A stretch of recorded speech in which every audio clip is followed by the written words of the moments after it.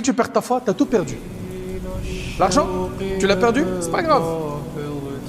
On est en train de parler de quoi là? De la foi. Ça doit être le sujet central de ta vie. Ça doit être la chose la plus importante dans ta vie. Ça doit être la priorité des priorités dans ta vie. Ta foi. Chers frères et sœurs, aujourd'hui avec l'aide d'Allah Tabaraka wa Ta'ala, on a rendez-vous avec un sujet très particulier.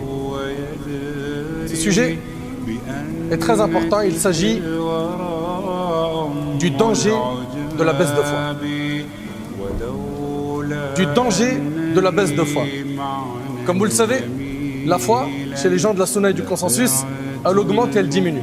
Elle augmente avec les bonnes actions et elle diminue avec les péchés. Et aujourd'hui, on vit une époque où non seulement les gens font des péchés, mais ils se vantent de les faire.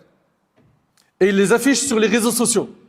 Et ces mêmes personnes-là ne comprennent pas pourquoi est-ce qu'ils n'arrivent plus à retrouver la saveur de la foi, cette saveur qu'ils avaient goûtée auparavant.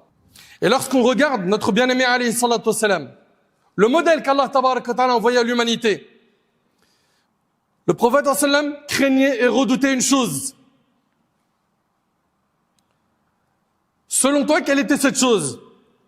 Certaines choses peuvent nous venir tout de suite à l'esprit. Mais tu n'imagines peut-être pas que le prophète sallam craignait la rechute.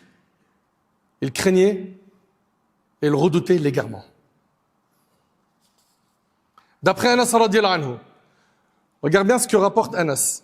Anas, le compagnon du prophète sallam, dit que le prophète sallam disait fréquemment.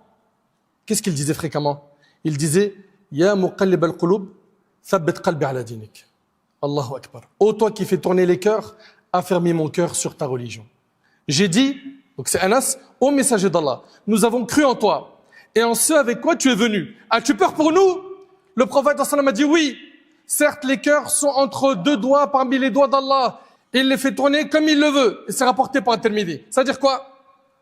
Nos cœurs sont entre les deux doigts du miséricordieux. Il les fait changer d'état quand il le veut. Et combien on en a vu? Des gens qui étaient attachés au Coran et qui sont tombés bas dans les péchés. Combien on en a vu? Des gens qui étaient dans la da'wah, dans l'humanitaire, dans le social, qui étaient utiles, qui ont fait des grandes choses. Et certains parmi eux sont tombés bas. Un tel a une baisse de foi qui l'a foudroyé. Il s'est retrouvé à lâcher la pratique religieuse. Un autre qui a apostasié. Une autre qui a enlevé son hijab. Et c'est pas elle l'a enlevé simplement. Elle l'enlève et elle en fait une vidéo. Mais elle ne sait pas qu'à travers cette vidéo, elle qui était prise pour modèle, eh ben, il y a des gens qui pensent maintenant à faire comme elle.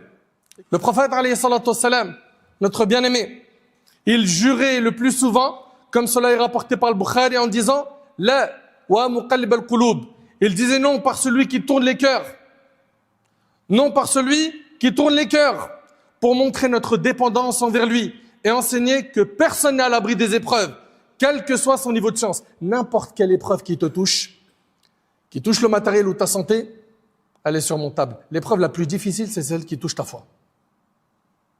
Car si tu perds ta foi, tu as tout perdu. L'argent, tu l'as perdu, c'est pas grave. Peut-être que des occasions se présenteront et tu auras de nouveau de l'argent. Tu as perdu la santé, peut-être que tu vas la retrouver. Et si tu la retrouves pas, c'est des récompenses sur le qiyam. Mais si tu perds ta foi, tu as tout perdu.